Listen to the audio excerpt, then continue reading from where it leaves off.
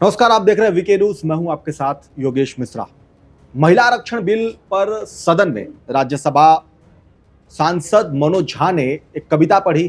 कविता पढ़ने के बाद से बिहार में सियासी पारा हाई हो गया। कल हमने इस पर विस्तृत चर्चा की थी, लेकिन आज लगभग 5 दिन बाद इस पूरे मामले पर लालू प्रसाद यादव का बयान आया। लालू प्रसाद यादव के बयान आने के बाद से सियासत में और बहुत सारे सवाल उठने लगे हैं। लालू प्रसाद यादव का बयान आया, यहां तक तो जो था वो था ही। उसके बाद आनंद मोहन ने भी लालू प्रसाद यादव के बयान के बाद बयान दिया है। उन्होंने डायरेक्ट कहा है कि अगर आप ये समझ रहे हैं कि हम आपसे भीख मांगते हैं तो आप ये मत समझिए। आप हमें अगर 2 सीटों पर समर्थन देते हैं तो हम आपको 243 सीटों पर, यानी कि बिहार के पूरे विधानसभा का जो सीट है 243, उस पर हम आपको समर्थन देते हैं। इसी पूरे मामले पर बात करने के लिए हमारे साथ हमारे एग्जीक्यूटिव एडिटर दिवाकर विक्रम सिंह जी हैं। सर, 4-5 दिन जिस तरीके से बिहार में सियासी पारा हाई रहा, उसके बाद से आरजेडी के नेता आमने सामने दिखाई दे रहा। अब इसमें लालू यादव जो आरजेडी सुप्रीमो है, उन्होंने भी बयान दे दिया।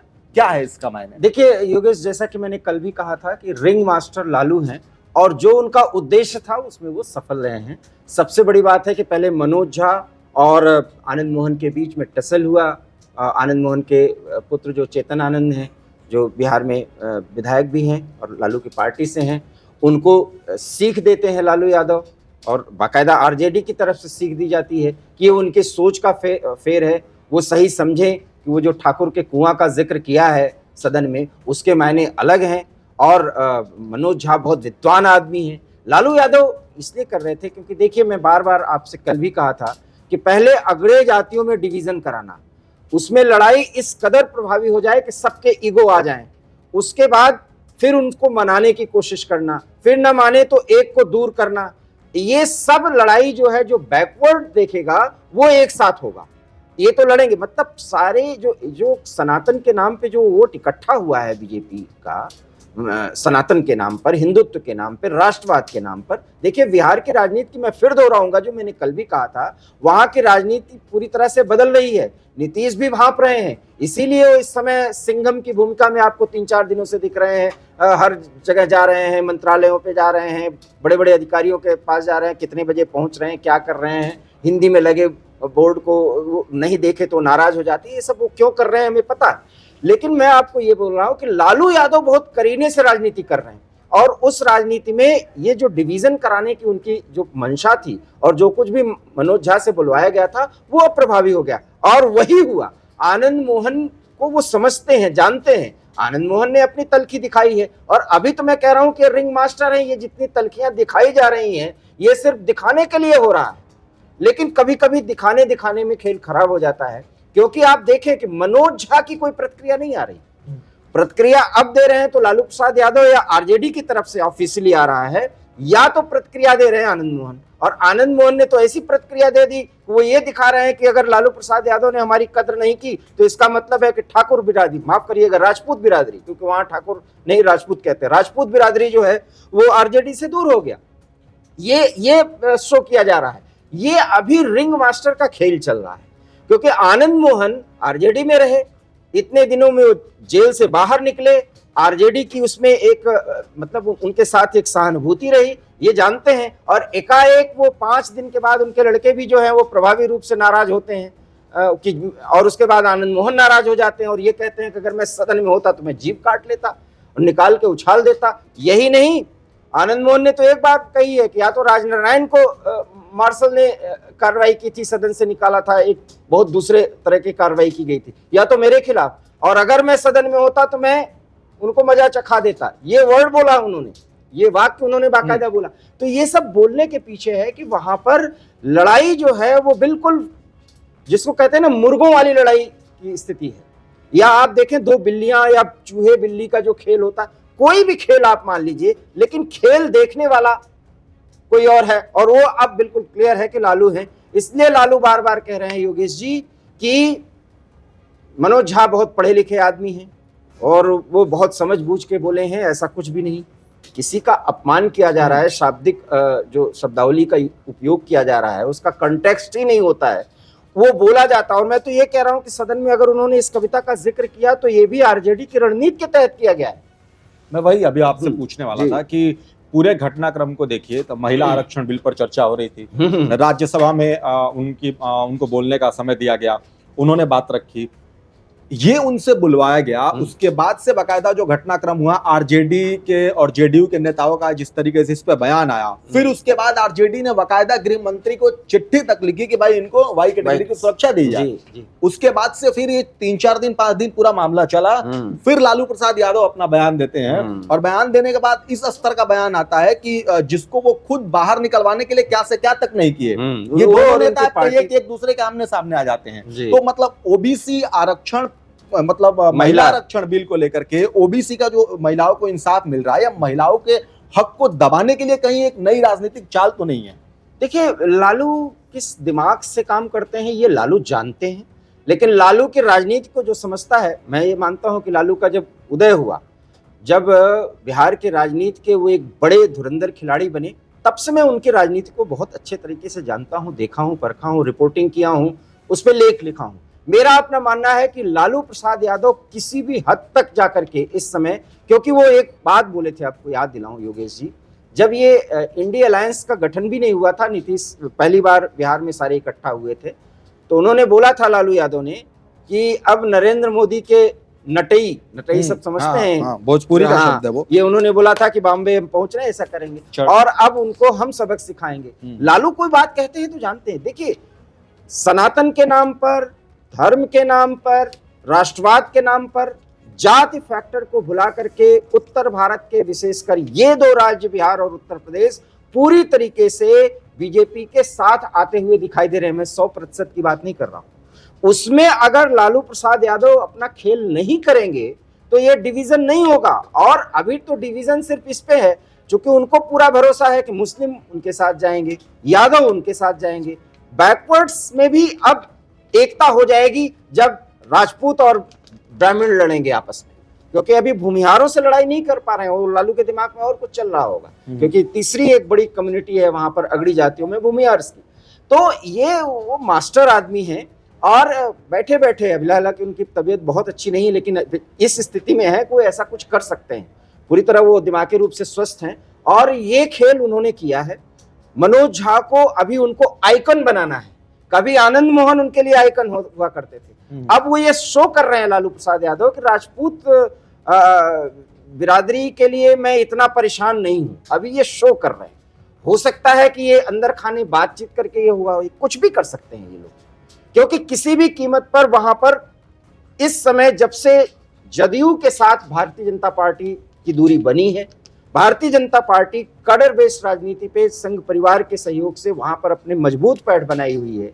आने वाले किसी भी चुनाव में आप देख लीजिएगा वहां पर एज मिलेगा। और इस स्थिति में वो बदलाव नहीं आ सकता, इसके लिए लालू प्रसाद यादव ने बहुत बड़ी चाल चली है। 3 बड़ी जातियां वहां पर हैं, ब्राह्मण, राजपूत और भूमिहार। अगर इनमें ईगो क्लैश करवा दिया जाए तो यहां तो डिवीजन होगा ही होगा। इनके क्लैशेस से कुछ ऐसी बातें निकलेंगी कि सारे बैकवर्ड्स इकट्ठा हो जाएंगे। ये लालू का परसेप्शन और कंसेप्ट है, ये कंसेप्ट और परसेप्शन उनका इस समय है, ये उनकी शैली है। लेकिन जिस तरीके से ये मैसेज, मतलब अभी पूरा कह दीजिए कि माहौल जिस तरीके से तैयार किया जा रहा है, मुझे थोड़ा सा मैं अलग हट के बात करूं, उत्तर प्रदेश में जब मुलायम सिंह यादव और अखिलेश यादव के परिवार वाला जो टूट वाली बात आई थी, तो आपने देखा था उसका बहुत गलत मैसेज गया था। आरजेडी जिस तरीके से, मान लीजिए लालू प्रसाद यादव अपना पूरा जमीन तैयार कर रहे हैं वोट बैंक के लिए, लेकिन जिसको वो सामने टारगेट करके, मतलब जिसके कंधे पे बंदूक रख के वो चला रहे हैं मनोज झा के समर्थन में, तो कहीं यही जो आनंद मोहन उनके लिए मुसीबत ना बन जाए। क्योंकि आप समझ रहे हैं, सही कह रहे हैं आप। मैंने आपसे यही तो अभी कहा कि ये जो खेल हो रहा है रिंग मास्टर की देखरेख में, ये खेल कहीं हकीकत में न तब्दील हो जाए। हाँ, तो फिर तो मैं आपको ये बात पहले ही कह चुका हूं, ये इसके होने के चांसेस हैं, क्योंकि कभी कभी आप कुछ चीजें पहले ही बना के, कंसेप्ट और परसेप्शन बना करके, एक रणनीति बना करके आप कोई राजनीतिक खेल चल रहे थे।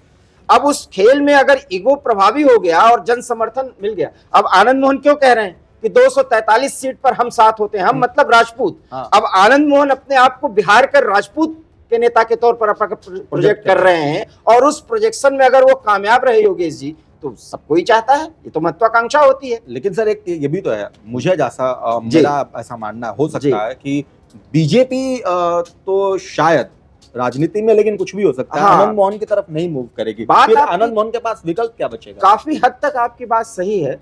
इन परिस्थितियों में देखिए, वही कास्ट फैक्टर में, अगर मैं बार बार कह रहा हूं कि आनंद मोहन को अगर राजपूतों का इतना समर्थन मिल गया, राजपूतों ने उनको आइकन मान लिया, ये गलती अखिलेश यादव से हुई थी जब राजा भैया को दरकिनार किया। राजा भैया को हमेशा, अब उत्तर प्रदेश की बात मैं कर रहा हूं, राजा भैया को दरकिनार किया तो पूर्वांचल के, पूर्वी उत्तर प्रदेश के, माफ करिएगा, कम से कम 10 जिलों पर, 12 जिलों पर उसका असर पड़ा। जहां से मैं आता हूं, मैं बहुत अच्छी तरीके से घर देखा में हूं। भी हुआ, शिवपाल जी। को उन्होंने दरकिनार किया, उसका उन्होंने हाँ, नहीं, क्योंकि राजा भैया वो राजपूतों के ठाकुर जहां हाँ, यूपी में कहते हैं, हाँ। वो आइकन्स थे। तो जब उनको दरकिनार किया अखिलेश यादव ने, तो उसका असर उनको दिखा। लेकिन मुलायम सिंह के समय, मुलायम सिंह एक सचमुच में वो राजनेता थे, वो जोड़े थे, राजपूत लॉबी उनके साथ थी, राजपूत बिरादरी। लेकिन अखिलेश की ये गलती को, राजा भैया का वो जो ईगो क्लैश हो रहा था, वो अखिलेश सोचे कि हम उनको कंट्रोल करेंगे, राजा भैया उससे दूर हो गए, तो राजा भैया को उसका फायदा मिला और मिल भी रहा है। यही कुछ अगर आनंद मोहन कर गए तो फिर तो मुश्किलें होंगी। लेकिन आपका जो सवाल है कि बीजेपी उनको तरजीह देगी, देखिए तरजीह देने के कई तरीके होते हैं। हाँ, वो वही कहा, उस हिसाब से राजनीति में- तरजीह देगी। कोई ऐसा थोड़ी है को बीजेपी में शामिल कर लिया जाए। हाँ, उनको एक तरीके स्वतंत्र बहुत कैंडिडेट लोग के रूप ऐसे में लड़ाया चेहरा जाएगा। जी। अलग भी है और काम जी, चलता जी, रहता है। जी। लेकिन एक तरीके से ना, ये जो अभी विशेष सत्र बुला के बीजेपी ने मास्टर स्ट्रोक खोला जो महिलाओं के आरक्षण को लेकर के, दरअसल विपक्ष के पास इसका कोई काट नहीं है। तो कहीं ऐसा नहीं है ना कि बीजेपी तो हर इसमें मजबूत स्थिति में दिख रही है, क्योंकि इन्होंने महिलाओं का बात किया। ऐसा नहीं है कि उसमें, जैसे आपने पहले एक बार जिक्र करके बताया था कि कास्टिज्म में बड़ा बटा है ओबीसी, इसमें तो पास नहीं हो पाता था। बीजेपी ने जो मास्टर स्ट्रोक खेला, कहीं इसकी प्लानिंग एनडीए गठबंधन तो ऐसा नहीं कर रहा है कि बिहार के जरिए एक बार कोशिश कर रहा है समझने की, कहीं छोटे लेवल पे इसको करके देखा जाए महिला आरक्षण पर, और राजनीति के जातियों के द्वारा घुसा करके फिर पूरे देश में उसको किया जाएगा। इंडिया गठबंधन, हाँ, इंडिया गठबंधन। इंडिया गठबंधन, और लालू को उसमें चेहरा बना दिया। बिल्कुल ये हो रहा है, ये हो रहा है, यही तो हो रहा है। तभी तो राहुल भी बोल रहे हैं, राहुल उसमें महिलाओं की बात कर रहे हैं, तो बैकवर्ड की बात। मैं बार बार कह रहा हूं कि इनको बैकवर्ड वोट की चिंता है। एक बात देखिए ना, राहुल भी अभी कल वो कीर्तिनगर, दिल्ली के कीर्तिनगर के मार्केट गए, फर्नीचर मार्केट में, और बाकायदा वहां पर लकड़ी को काट रहे हैं, रद्दा चला रहे हैं, रंदा जिसे बोलते हैं हम लोग अपनी स्थानीय भाषा में। तो ये सब क्यों कर रहे हैं? क्योंकि अभी विश्वकर्मा योजना के तहत प्रधानमंत्री ने एक बड़ी स्कीम लाई है, आपने देखा ना। अब उसमें कौन कौन से वोट जुड़ेंगे, बढ़ई, लोहार, सुनार, ये सब कुछ, जितने भी, सुनार माफ करिएगा, बढ़ई, लोहार, अरे कई हैं। अब वो सब चीजों को जब देखा तो राहुल ने देखा, करी इसमें तो ज्यादातर बैकवर्ड है, ज्यादातर बैकवर्ड्स हैं इसमें। तो बहुत बड़ी चोट करनी है। जब तक इंडिया लाइन से गेम नहीं खेलेगा, उसमें महिलाओं का मामला नहीं लगाएगा, चौका नहीं लगाएगा, तब तक, क्योंकि बैकवर्ड्स जो हैं वो फिलहाल भारतीय जनता पार्टी के साथ उस स्थिति में है कि भारतीय जनता पार्टी को जीत मिल जाए, चाहे स्थानीय खल। अभी बिहार का चुनाव 2025 में, लेकिन लालू यादव 2024 और 25 को ध्यान में रख करके बहुत बड़ी योजना बना रहे हैं। सबसे बड़ा नुकसान इसमें नीतीश कुमार को होने वाला है। अब उसमें नीतीश अपना रास्ता दिखा रहे हैं, सिंघम का एक अवतार लगा के सुशासन बाबू का जो रूप बनाए हुए हैं। गलती तो कर ही गए हैं, क्योंकि तेजस्वी यादव के ऊपर चार्जशीट लगा है, नौकरी दिलाने के जरिए, उसमें मामले में लैंड जो लिया वो, उसमें आप देख लीजिएगा कि नीतीश के फांस बन जाएगी, गले की हड्डी है ये। लेकिन कुल मिलाकर के योगेश जी, खेल तो लालू ने बढ़िया खेला है, और बिहार में ये असर कुछ कर सकता है। अगर ये सक्सेस भी हुआ तो पूरे भारत में बड़े स्तर पर इसका बिहार के जरिए, देखिए बिहार में कोई चीज होता है तो उसका असर जाता है, लेकिन वो बहुत पॉजिटिव, क्योंकि बिहार में तो ऐसे आंदोलन हुए, जेपी आंदोलन था, उसी जेपी आंदोलन के तो प्रोडक्ट है लालू यादव। मैं बार बार ये बात कह रहा हूं कि लालू बहुत निचले स्तर की राजनीति कर रहे हैं, बहुत खुले तौर पे मैं कहना चाहता हूं, और उस राजनीति में बिहार का नुकसान भी हो सकता है। लेकिन 2024 अगर नरेंद्र मोदी जीते, मैं फिर कह रहा हूं, तो 2025 बिहार में कम से कम आरजेडी की सरकार तो नहीं होगी। राज्यसभा में बयान आया, ठाकुर के कुएं को लेकर के कविता पढ़ी गई। कुआं जो है वो ठाकुर का है, लेकिन सियासत का जो पानी है इसमें आप कह सकते हैं कि लालू यादव ने भरना शुरू कर दिया है बहुत अच्छी तरीके से। लेकिन पानी में आर्सेनिक कितना होगा, क्योंकि कोई भी पिएगा तो फिर जहर ही पिएगा। यह है योगेश जी। बहरहाल कुएं में पानी भरना और सियासत करना, आप इस तरीके से भी कह सकते हैं कि सर ने जैसे बताया कि लालू यादव का बहुत पहले से इस निचले पायदान पर जाकर राजनीति करने की आदत है। इसमें उनको कितना सक्सेस मिलेगा, पूरे बिहार में वो कितने पिछड़े जातियों को, बैकवर्ड को और ठाकुरों को आपस में लड़ा करके इकट्ठा करके एक मंच पे ला पाएंगे, उसके बड़े स्तर पर 2024 चुनाव को लेकर के कितना बड़ा इंप्लीमेंट पूरे एनडीए गठबंधन में देखने को मिलेगा, ये आने वाला वक्त बताएगा। फिलहाल इतना ही, देखते रहिए वीके न्यूज। नमस्कार। वीके न्यूज, राष्ट्र के नाम।